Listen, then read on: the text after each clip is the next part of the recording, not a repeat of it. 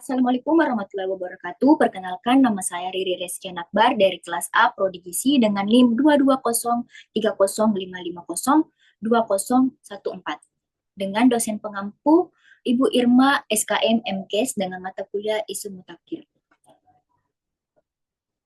Di sini saya akan menjelaskan dua materi. Yang pertama, 4 perawatan dan pengobatan gizi buruk pada balita. Yang kedua, 10 langkah tata laksana gizi buruk di layanan rawat jalan. Yang pertama ada perawatan dan pengobatan gizi buruk terdiri dari 4. Yang pertama ada fase stabilisasi, di mana fase ini adalah fase awal dalam tata laksana gizi buruk, di mana fokus utamanya adalah menstabilkan kondisi balita yang biasanya berlangsung selama 1-2 hari. Namun, bisa juga diperpanjang hingga 1 minggu, tergantung pada kondisi klinis anak.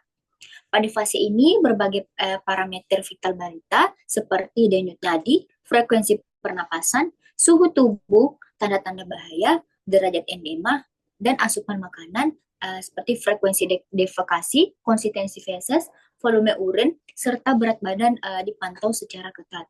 Makanan yang diberikan pada fase ini rendah energi dan protein untuk menghindari kelebihan metabolik.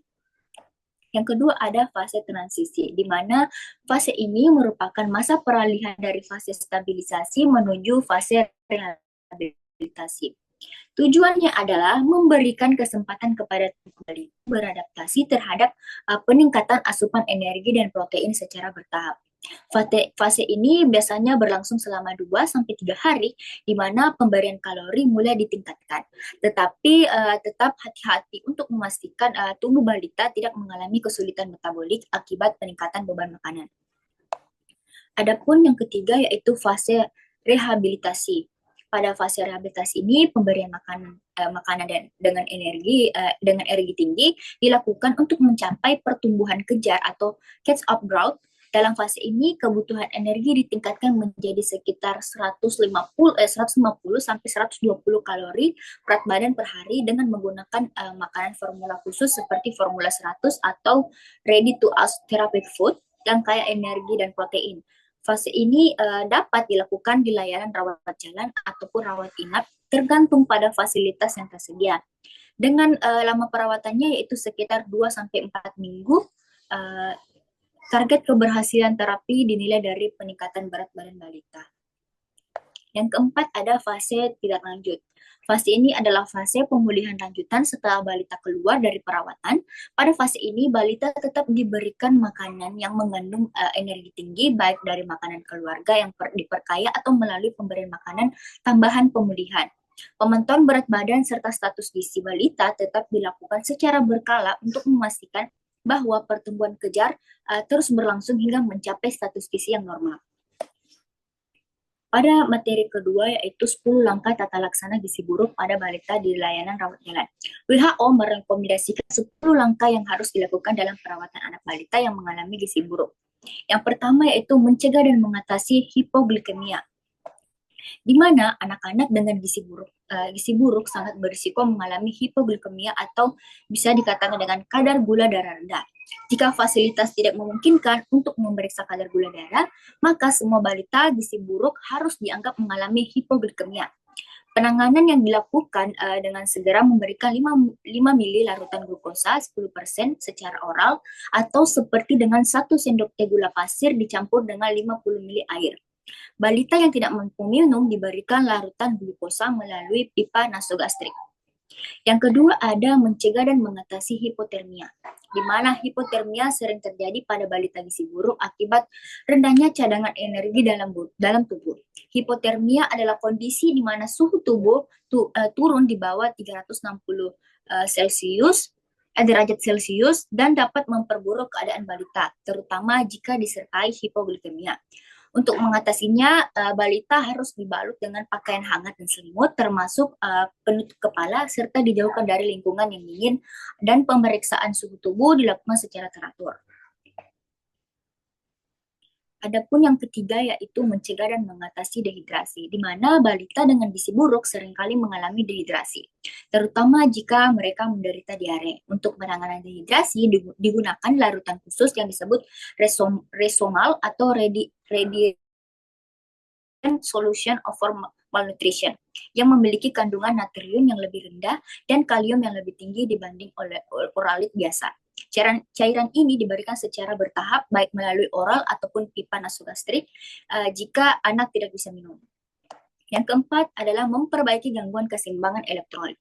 Pada balita gizi buruk sering terjadi gangguan keseimbangan elektrolit, terutama kekurangan kalium dan magnesium. Untuk memperbaiki kondisi ini diberikan larutan mineral mix yang mengandung kalium, magnesium, dan zinc yang dicampurkan ke dalam makanan atau cairan seperti Resomal atau formula 75 dan formula 100. Yang kelima, mengobati infeksi, di mana balita dan gizi buruk sangat rentan terhadap infeksi karena kekebalan tubuh mereka yang rendah. Gejala infeksi seperti demam mungkin tidak selalu terlihat. Oleh karena itu, semua balita dengan gizi buruk harus dianggap memiliki infeksi dan diberikan antibiotik spektrum yang luas pada balita usia di atas 6 bulan yang belum diimunisasi. Imunisasi campak diberikan sebelum balita keluar dari perawatan. Yang keenam, ada memperbaiki kekurangan zat gizi mikro, di mana defisiensi vitamin dan mineral hampir selalu terjadi pada balita gizi buruk. Namun zat besi tidak diberikan pada fase awal atau stabilisasi dan transisi karena dapat memperburuk infeksi. Zat besi baru diberikan ketika anak sudah memasuki fase rehabilitasi. Suplemen vitamin A harus diberikan jika ada tanda klinis kekurangan vitamin A atau jika balita pernah terkena campak dalam 3 bulan terakhir. Yang ketujuh, ada memberikan makanan untuk fase stabilisasi dan transisi. Pada fase stabilisasi dan transisi, makanan yang diberikan memiliki energi dan protein rendah untuk menghindari beban metabolik yang berlebihan.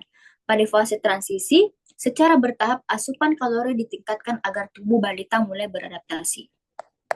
Yang kedelapan, ada memberikan makanan untuk tumbuh kejar. Pada fase rehabilitasi, balita diberikan makanan dengan energi tinggi agar pertumbuhan kejar dapat terjadi. Pemberian makanan dilakukan dengan formula 100 atau RUTF disertai makanan tambahan lainnya yang dapat energi dan protein. Pemantauan dilakukan untuk melihat kenaikan berat badan yang diharapkan. Yang kesembilan, ada memberikan stimulasi untuk tumbuh kembang, di mana balita dengan gizi buruk seringkali mengalami keterlambatan perkembangan mental dan fisik. Oleh karena itu, sangat penting untuk memberikan stimulasi mental dan emosional yang memadai. Kegiatan bermain, interaksi sosial, dan simulasi sensorik sangat penting untuk membantu perkembangan anak kembali normal. Keterlibatan keluarga, terutama ibu, sangat penting dalam proses ini. Yang terakhir, ada menyiapkan tindak lanjut setelah perawatan. Setelah balita keluar dari perawatan, pemantauan tumbuh kembang serta asupan makanan harus tetap dilakukan. Balita dipantau secara berkala untuk petugas kesehatan memastikan bahwa pertumbuhan kejar terus berlangsung dan tidak ada kekambuhan.